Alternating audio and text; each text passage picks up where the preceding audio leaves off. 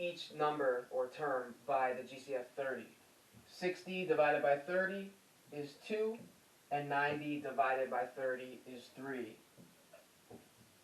So 60 over 90 reduces to 2/3. Alright, now let's look at the LCD problem where we're adding fractions.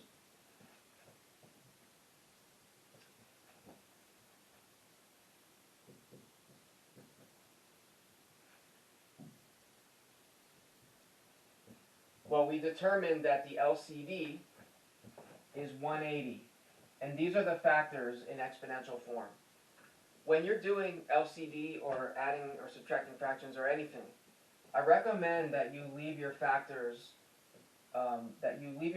listed as well as the product of the factors, because either use for different people will be helpful, and here's what I mean. So if we look at 160, remember that since we determined that LCD is going to be 180, I like to write the LCD on the right of the equal sign in the denominator, just kind of like as a marker so we know what we're converting everything to. Alright? And so anyway, look at the 60 and ask yourself, what do you have to multiply 60 by to get to 180? And the answer in that case would be 3. So we multiply the top and bottom of this fraction by 3 over 3.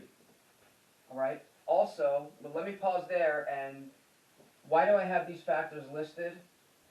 It may not matter much now, but when you involve variables later, it can be helpful because sometimes you may have these listed as different variable factors.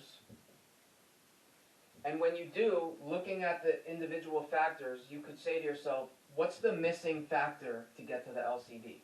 Okay, but we looked at 60 and I said, what is the missing factor to get to 180? It would also be 3. For 90, if I said, what's the missing factor to 180? It would be 2. So we're going to multiply top and bottom by 2. Let's just multiply that out, where we get 3 over 60 plus 3 over 180 and 2 over 180, and then add across the numerators to keep the denominators the same. 3 plus 2 is 5. So that's the demonstration on factoring and greatest common factor, least common denominator, and also why they're different and how the uses of them are different. So that's the end of this video. I will be going over a number of more examples using GCF and LCD in later videos. But anyway, thanks for watching. Remember that you can follow along in written form of some of the things we discussed in my book, Algebra in Words, on Amazon. If you found this video helpful, please share with your friends. Please give it a thumbs up. Also, feel free to leave comments or even in the comment section items you'd like me to discuss.